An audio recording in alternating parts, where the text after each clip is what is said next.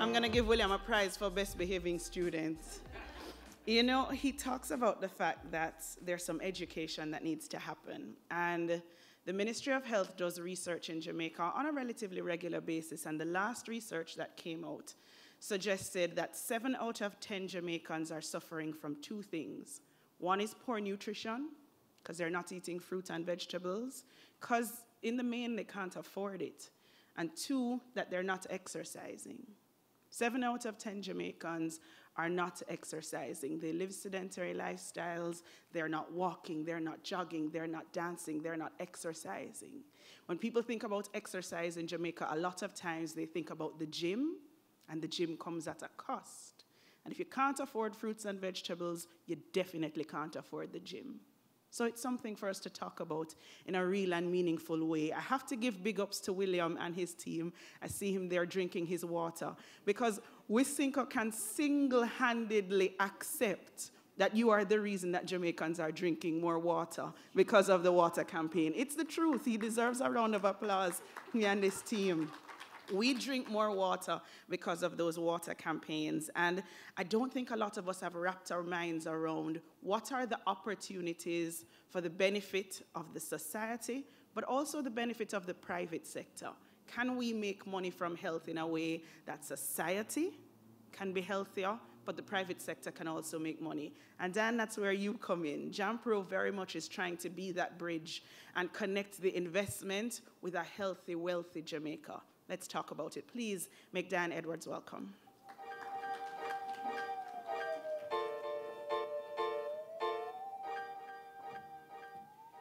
Good afternoon, ladies and gentlemen. I know I have you at a difficult hour, so we're going to whiz through this. I'm really pleased to be here with you, and big thanks to Dr. Madu, big respect for having organized this conference. I think it's really critical that we talk about healthcare, cardiology, and all the impacts that we've been discussing today, and of course, affordability. And really thanks to him for giving me the opportunity to inject a note of business into these very scientific proceedings. We essentially feel at JAMPRO that the private sector has a strong role to play in healthcare. We think that the private sector brings to the table an opportunity to provide improved care to those who can pay, but also to those who can't pay. And I think HIC is a great example of this. So there are 3 things I really want to talk to you about today. One is medical tourism, and sure, it's a business opportunity, and that's important.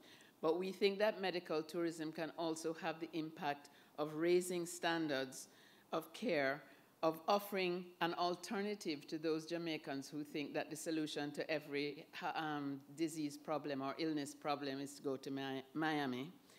And also to keep some of our medical personnel in Jamaica, because you know we have a huge brain drain. You just heard 85%. It's really shocking. The second thing is the opportunity for PPPs, public-private partnerships. We think that that will really impact the adoption of technology here. And the third thing is offshore medical schools, because we think that by increasing the training opportunities in Jamaica, we will also be able to keep more people in Jamaica. So who are we to talk about this? JAMPRO, we are Jamaica's economic development agency. Essentially, we promote trade and investment with Jamaica. We do a lot of development of new industry sectors, which we feel will have a positive impact on Jamaica, and medical tourism, as I said, is one of those. Why should you invest in Jamaica? You came here to a medical conference, and here I am making a pitch. But the point is that Jamaica's business opportunity has never been better. We have the best performing stock market in the world, rated by Bloomberg. We have the lowest unemployment figures we've had, certainly in most of our lifetimes here. We are now at 7.2%, which is extraordinary. We have always had democratically elected governments, and we are in single-digit inflation, so we are at a very good point. Our business and consumer confidence is the best it has been in the last 20 years. And you know that Jamaica has a lot of tourism infrastructure. which is pretty awesome. We have 30,000 rooms on the island and another 15,000 rooms under construction. So you have no shortage of places to stay, and that goes from villas to five-star hotel accommodation. Jamaica's tourism industry is actually growing leaps and bounds. We're on a 5% growth rate annually, which is doing really well. We recorded 4.3 million tourists in Jamaica for the last two years. Total arrivals, 4.3, stopover 2.4, and you'll see 1.8 million cruise ship visitors. We have a 42% repeat rate, which is also phenomenal. So people want to come to Jamaica, that's the whole point. We also have a large diaspora population, which is actually very similar in size to the 2.7 million we have in Jamaica. If you count descendants of Jamaica with one Jamaican parent, you're getting over 3 million. We're really prolific. Jamaica's advantage is that we also are graduating a lot of high-skilled medical personnel, not only in the University of the West Indies, which I must say is in the top 5% of universities in the world, which is a huge accolade, but we're also in great demand for our medical personnel. The reason they migrate to the north is because they really are invited to migrate to the north, and that is a testament to the quality of the people we are producing in the country.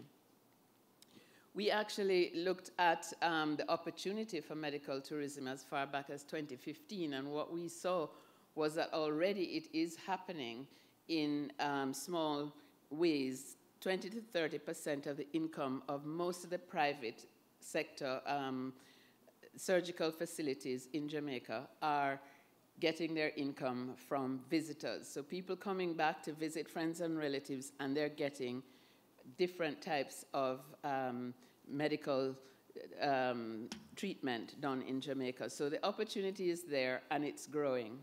We also have a number of very high quality private medical facilities. You'll see some of the names there.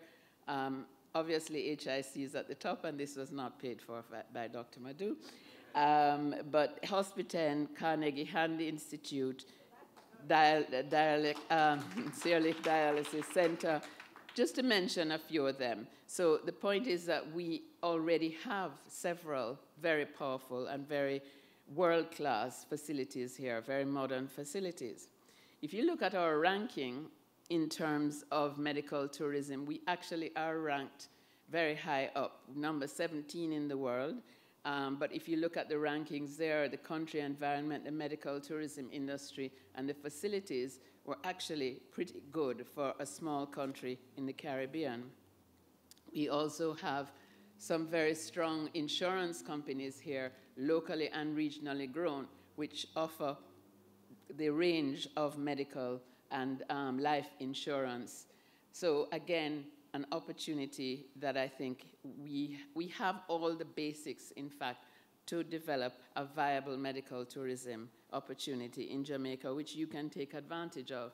And there is now a medical tourism policy being promulgated by the government, which is going to look at all the underpinnings for medical tourism.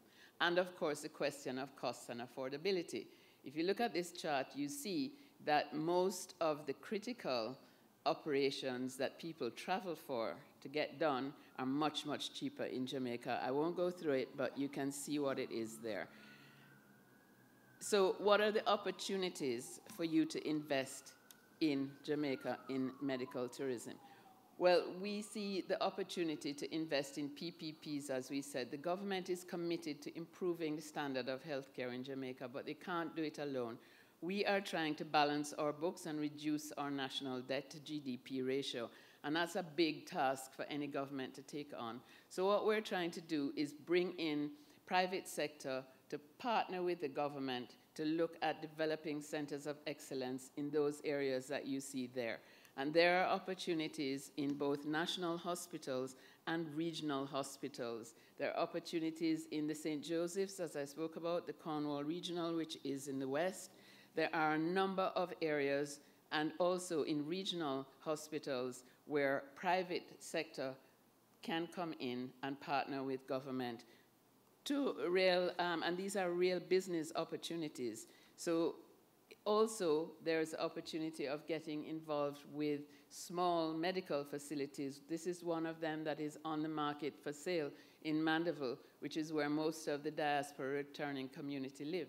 So there are opportunities for you to partner with private hospitals as well. Again, Medical Associates in Kingston, which is a 50-bed private hospital, very well thought of, with a very strong medical faculty.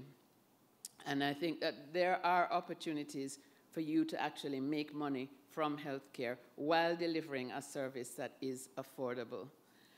Just touch on very quickly medical schools. The special economic zone legislation in Jamaica offers tax incentives for people to operate medical schools, to operate facilities in a special economic zone, and they don't have to be wholly focused on foreign clients, patients. They can be focused also on local. So I think there is, again, an opportunity there, and you've seen through the rest of the Caribbean that offshore medical schools really have revolutionized some of those countries. Grenada, certainly 40% of their GDP comes from offshore medical schools. So in summary, we think that there are real opportunities for us to partner to develop high-class, world-class medical facilities, but which will be affordable. And we really believe that it is through the private sector input into the medical sector in Jamaica that you will see increase in technology, you will see increase in the standard of care, and the private sector can help to drive the adoption of new technologies like AI, which our colleagues spoke about a while ago. So really hope that that has given you a sort of a real flyover of some of the opportunities. I hope I've kept within time and open to questions. Thank you.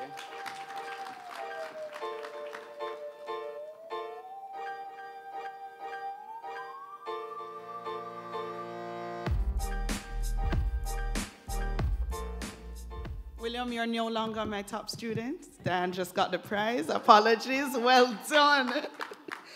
I think it's safe to say that we have an expression in Jamaica that says, things are gone. Things are gone in Jamaica. And the development in the medical field, healthcare in Jamaica, things are gone and more can go on in Jamaica in that regard. So absolutely fantastic. We're in the session now where folks are going to be able to ask their questions and get engaged. We've combined two panels for this question and answer session. So I'm going to ask that the folks who spoke in the last session, so Dan, William, I'm going to ask that you join. We're stretching everybody right across on all three sections. So I'm going to ask that you join me, William, Diane. I'm also going to invite up Dr. Anderson up to the couch, please. I'm also going to make welcome one of our sponsors. He's representing Proven Wealth, Miguel Walker. He's AVP of Wealth, so he's talking money. I'm also going to invite him into the couch as well. We're also inviting the folks from the session before. Dr. Madu, I'm going to ask that you join us as well up here to field some of the questions. Check. Jason Toppin, I welcome you as well up to the stage.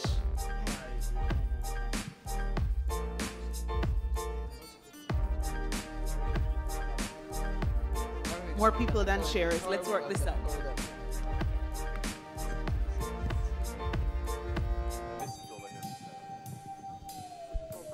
Absolutely. Dr. Lowe, where is he? I think he's out. Okay.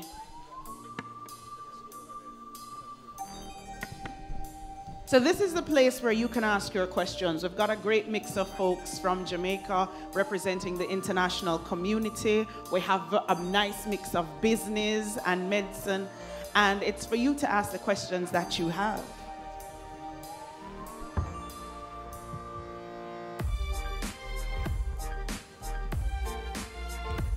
Yes? So when you're going to ask your question, I ask that you start by just identifying yourself, your name, where you're from, and then you can ask your question.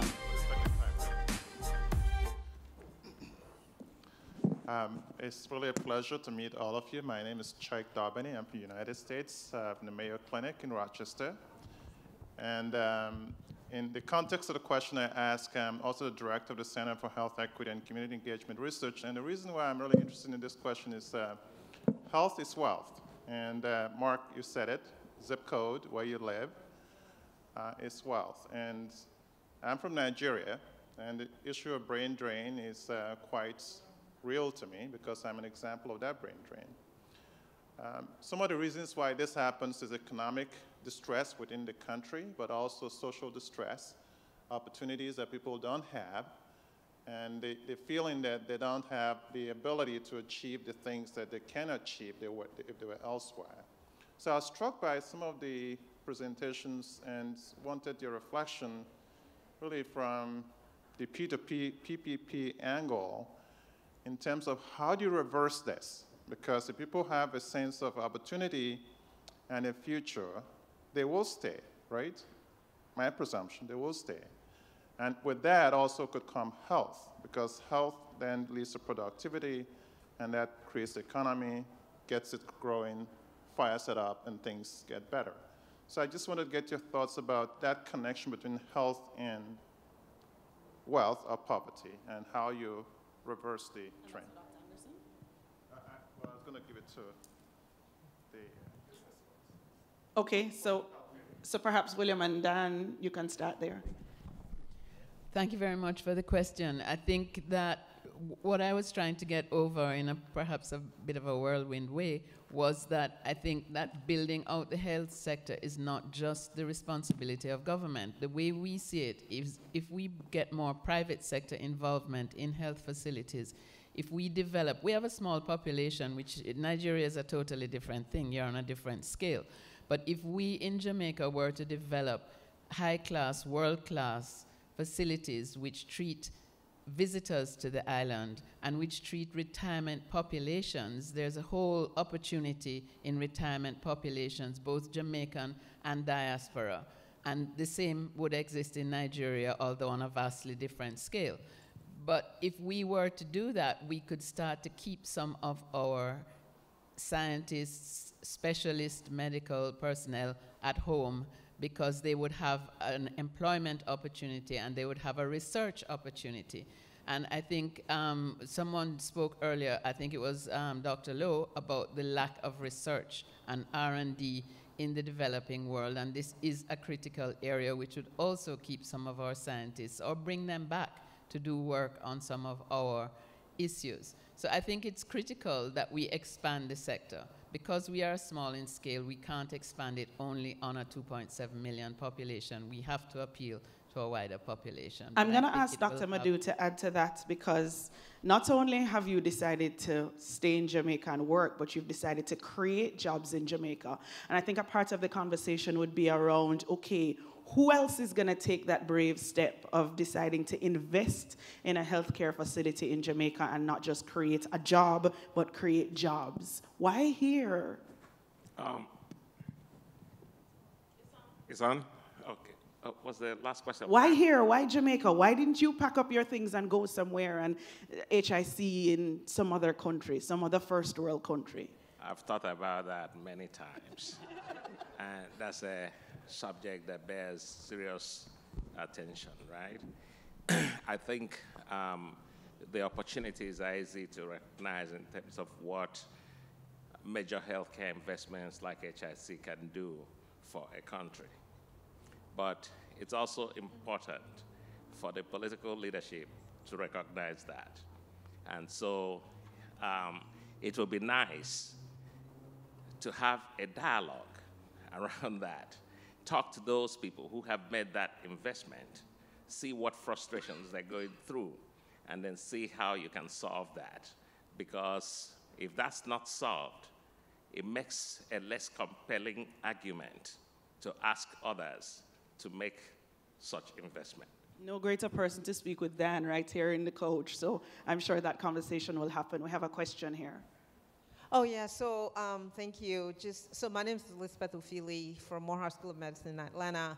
I was hoping you would say Dana was one of the reasons. Did I miss that when you said that? I mean, because I was looking at her. No. I was looking at her. She was staring at you. And you missed No, Elizabeth, you want to start a fight.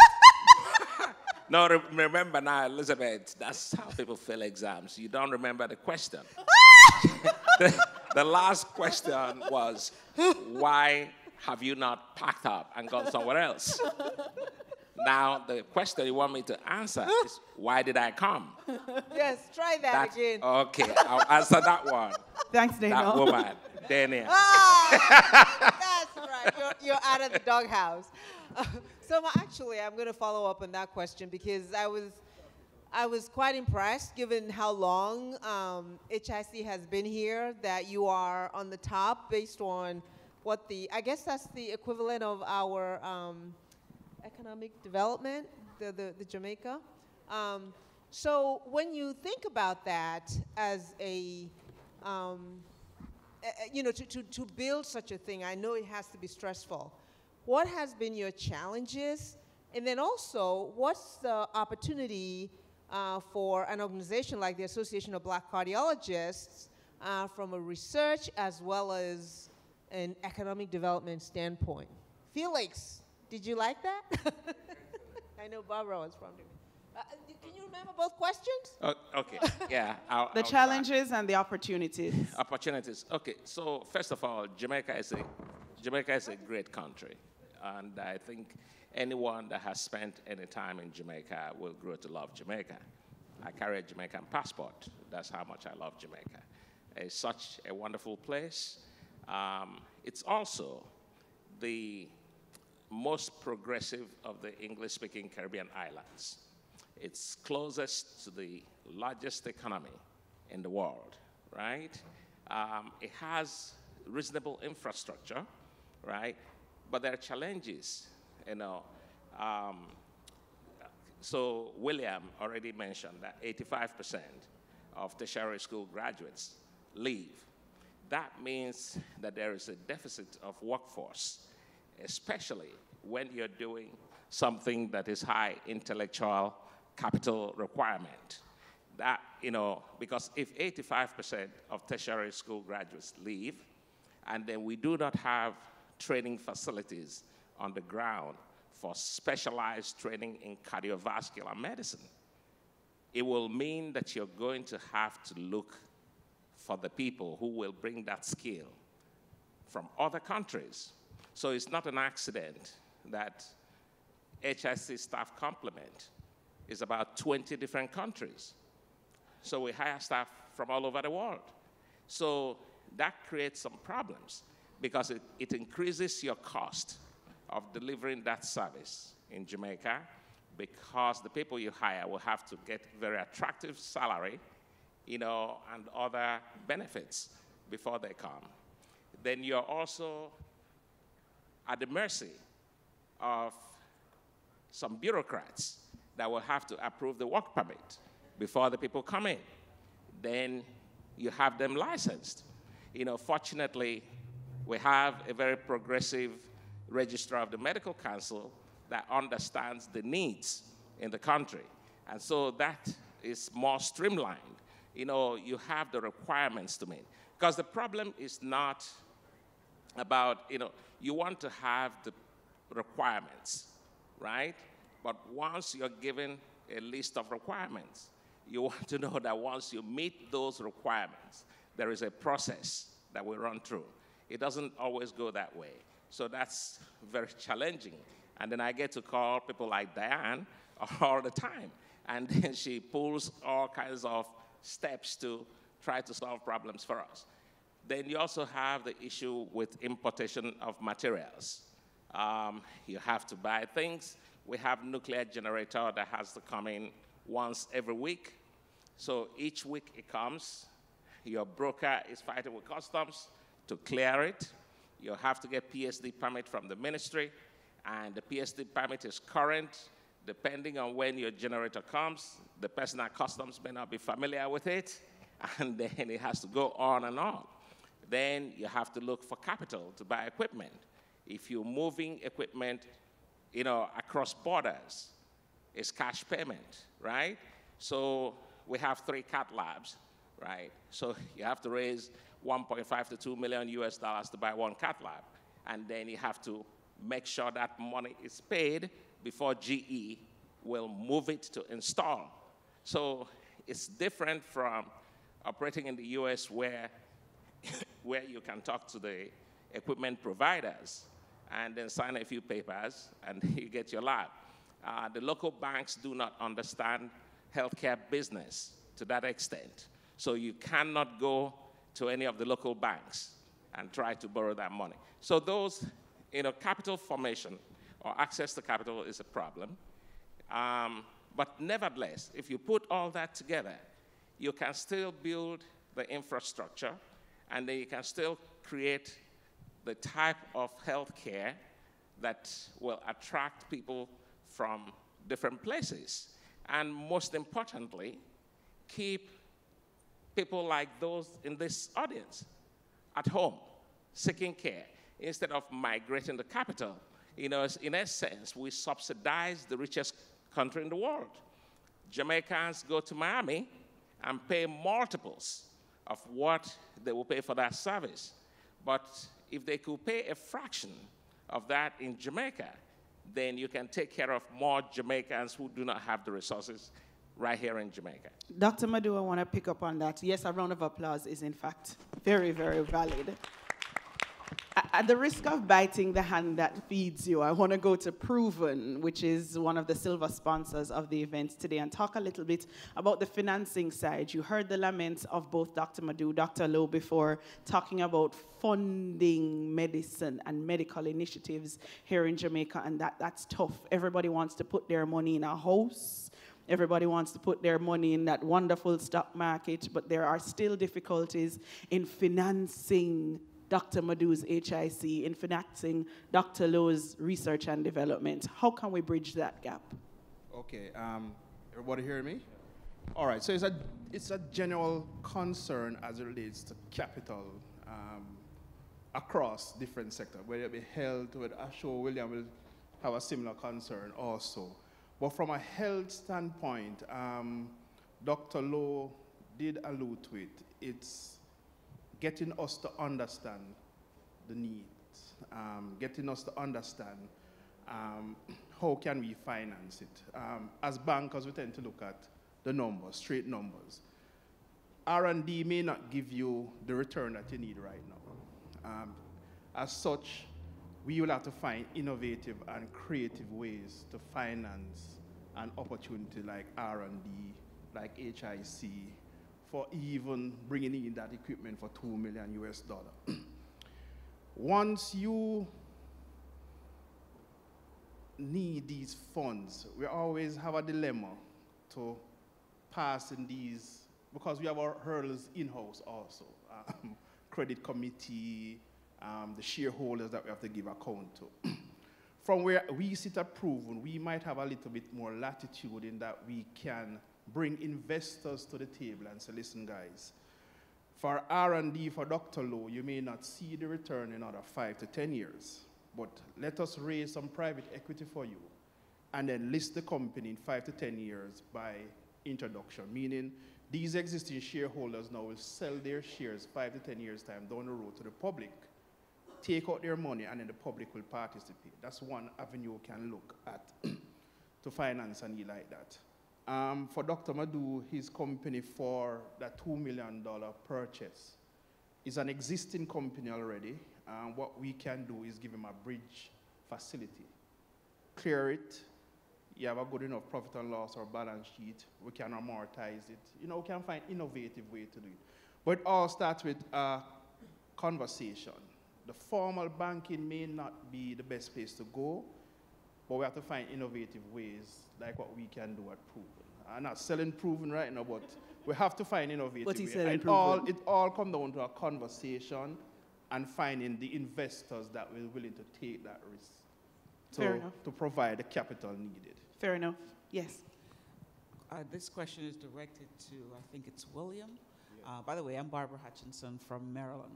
I really applaud you for the value that you see in good health. that will result in a productive workforce. Two questions. One is, with all the benefits that the employees get, what's the attrition rate, one, in a company? And number two, have you thought of having, since you said you have a workforce about 5,000, 2 to 5,000, have you thought of having an in-house on-site clinic such that patients wouldn't have to leave, even if they have insurance, and go somewhere else and wait 4 or 5 hours to see the doctor before coming back to work? Mm-hmm. So I'll answer that. I mean, we have spoken a lot about just doing that. But there are a number of doctors in Spanish Town. Our main offices are in Spanish Town, but the problem is we have offices all over the island. So employees are in every parish, basically. We have employees in some of our restaurants who work in different parts of the island, and as well as in our sales team who work all over. So in the main operations, we may have, between the factories and the distribution center, about 1,000 people. What we have engaged discussion with a number of doctors who are right in the vicinity to offer facilities or services to our employees directly, almost on a contracted basis, rather than putting a facility in our clinic. As to the first question, the attrition rate is quite low in terms of our company, and for a number of reasons. But the biggest reason is that if you once an employee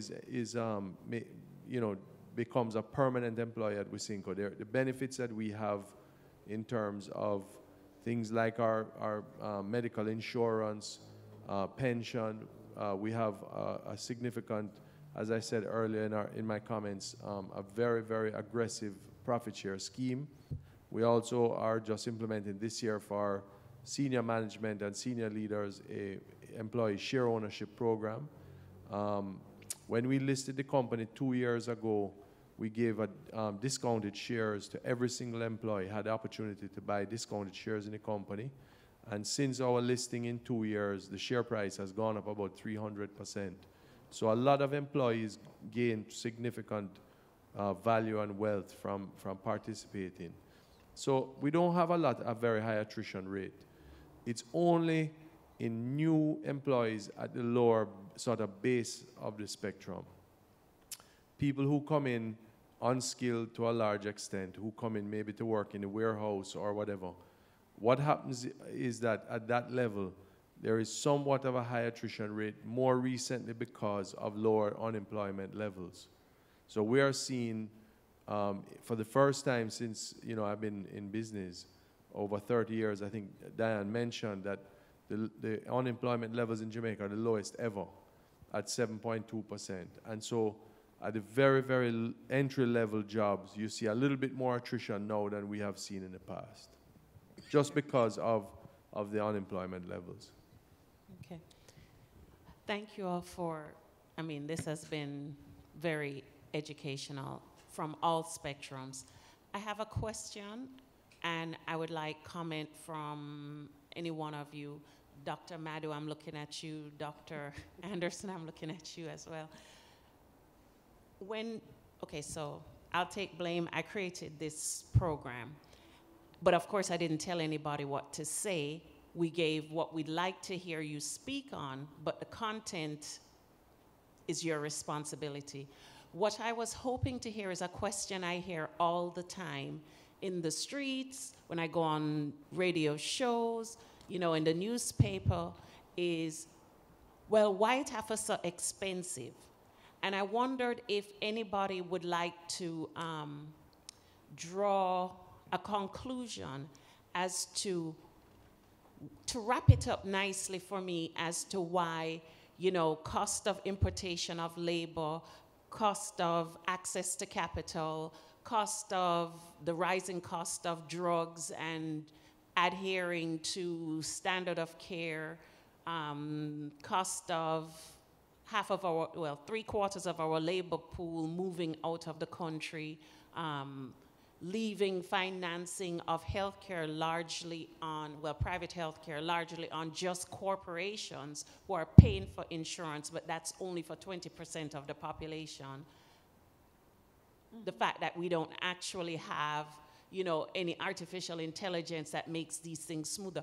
Would anybody like to wrap it up for me and to give me any insight that the public might want to share as to why does it cost the average consumer so much in their minds for care? I'll make a quick comment and then I'll turn it over to others. I think Mark defined, you know, value in his talk. So I think first let me say good quality health care that we're talking about with respect to cardiovascular disease is inexpensive in Jamaica. You know, what you've described is more of a perception rather than reality. And the perception is driven by inappropriate value assignment. The public, you know, have not been used to that level of care in cardiovascular disease because it did not exist. And so the only people that had access to that level of cardiovascular care have been the more affluent people who will travel overseas to get it.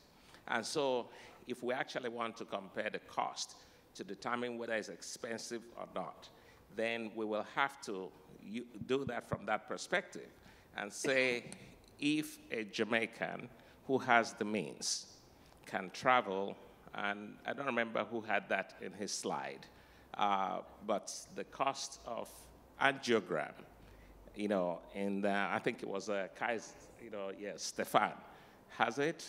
Angiogram in the U.S. costs $10,000 US, right? And angioplasty with stent costs $40,000 to $70,000. Now, I can't speak for everyone else, but I speak for HIC. People get angiogram at HIC for about 175,000 Jamaican dollars, which is just a little over 1,000 US dollars, right? That is about 10% of the cost in Miami. And angioplasty is also about 10% of what they pay in Miami. So if somebody, and sometimes we've seen people who got 2, 3 angioplasties instead in Miami come to HIC and say, but it's expensive. And then you say, what did you pay in Miami? And without even blinking, they tell you they paid $60,000. But he thinks $6,000 is expensive, right? So it's a perception rather than value, you know, real problem with cost. So I think it's why we have these meetings. You know, the more people understand what it takes to create that healthcare system that allows you to get the best quality of care. Healthcare is not an inexpensive production. It costs money. You know, you hire an interventional cardiologist from Italy, you hire a cardiac surgeon from UK, you do all of these things. It costs money to aggregate that kind of staff, right? And then you put all these things, and then you still give that quality at 10% of what, of course, Mark has already indicated, the US system is very ineffective in terms of, you know, the cost of delivering care. They could probably do it better, but still, even if you go and look at other countries, there's also this misnomer that Canada is cheap. Canada is actually more expensive than the United States for private paying patients.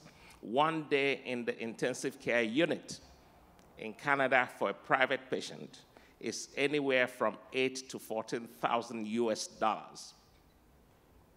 The intensive care unit at HIC costs less than $500 a day.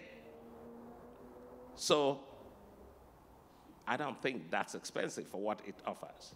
Doc, I'll also add from a personal experience, because I got to know you because my uncle, my mother's twin brother, had a heart issue. And from the other end of the spectrum, he was in a public hospital for about 4 days, where the ratio of nurses to patients was about 13 patients to one nurse. 13 patients to one nurse. And he was in that hospital for 4 days, and absolutely nothing changed with his heart. In fact, with every day, it was getting worse. The doctor was hardly ever there, and we were concerned for the care that he was getting. He's a teacher. Teachers don't get paid a lot of money in Jamaica, and he wasn't just a teacher, he was a retired teacher, so he wasn't getting a regular salary anymore. But it was important for my family to move him from the public hospital to HIC. He only spent 3 days at HIC. There was never a time where there were any less than 3 nurses attending to him. One's right here. There was never a time where there was any less than 3 nurses attending to him, and we felt informed. We were able to see procedures. We were able to talk to doctors. And so in Jamaica, we have this expression that says, anything that's free, not good. And it's a bad thing to talk about with regards to healthcare and the fact that many people can't or say they can't afford quality healthcare. But you see the difference. We paid to come to HIC, and my uncle is now home and driving and happy, and the quality of life that he's experiencing is vastly different. So that conversation about the cost of healthcare, when you're talking about the difference between life and death, it's an important conversation to have. Thank you. There seems to be a very strong Maryland and Jamaica connection going on here, and I must say I'm one of them as a former student of Bloomberg School of Public Health and a former chief medical dental officer at the Board of Dentistry. I have learned to say, before I say anything else, when I speak, I'm not representing the board. So when I speak about UE, I'm not representing UE, but I must say I'm a little bit concerned about 2 things that were mentioned. First of all, as a recent returnee to Jamaica, of course, there are a lot of things that cause concern. And not to mention the taxi drivers and all of that. But when I hear that we're inviting external companies or universities and so on to come here and follow the Grenada model, I think they have 3 offshore medical schools there. I'm a bit concerned because at UE, we're currently, as everyone, general public seems to know, understaffed and underpaid.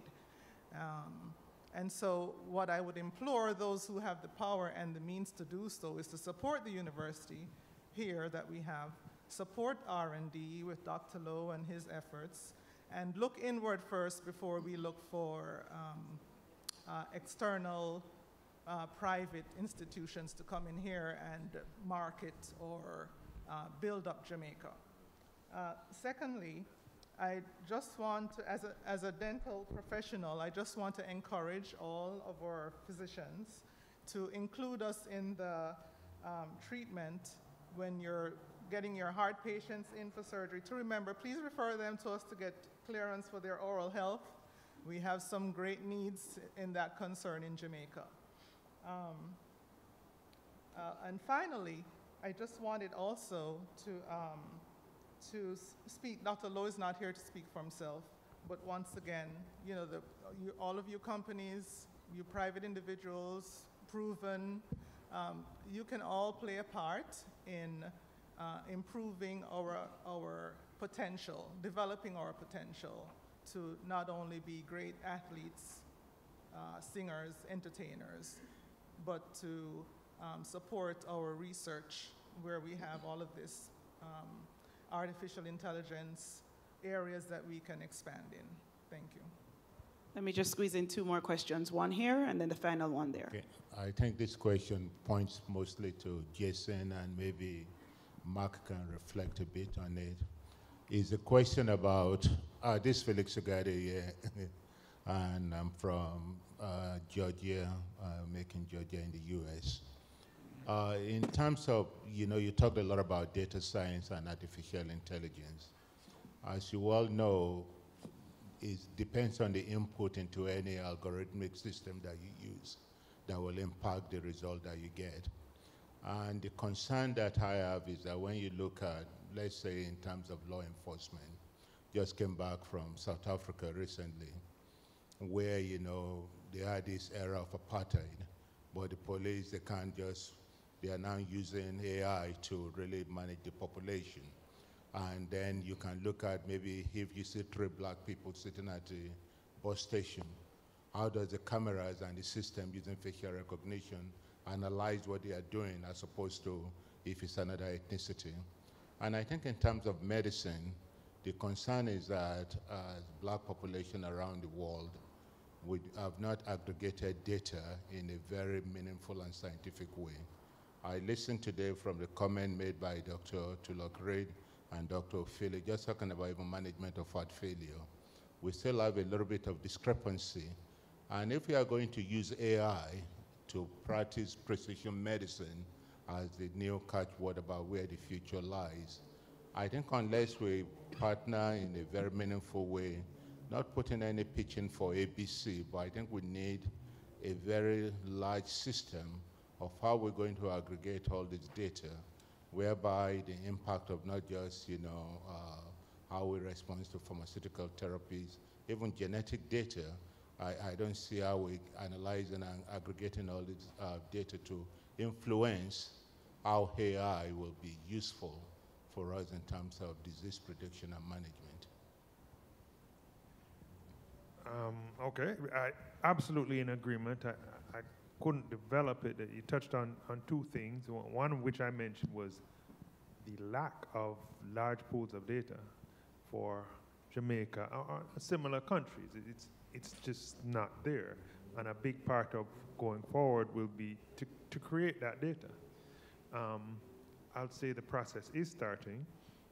I can tell you, for example, this is not anything published, one of the larger genetic banks of breast cancer patients in a black population is in Jamaica.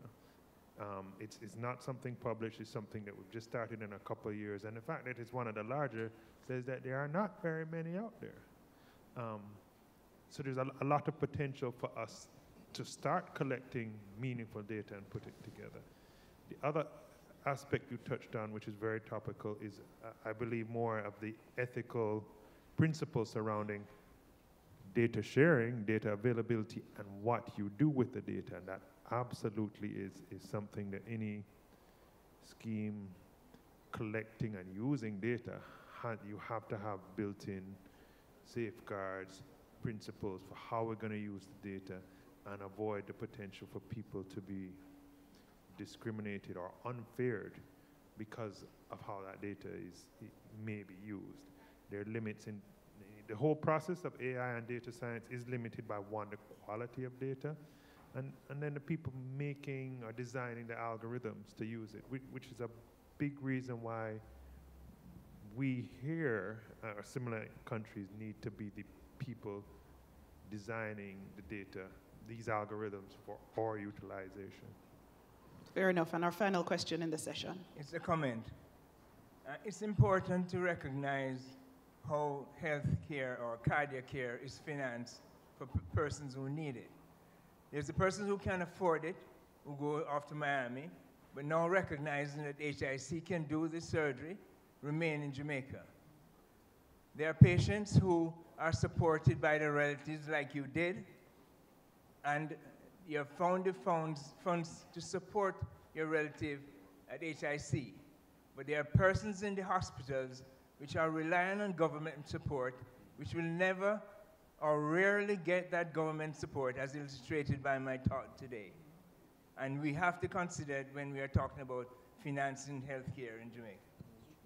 Fair comment. And on that note, folks, I thank you so much for your time, for your insights. Big round of applause. I think we all learned a lot, and the work begins.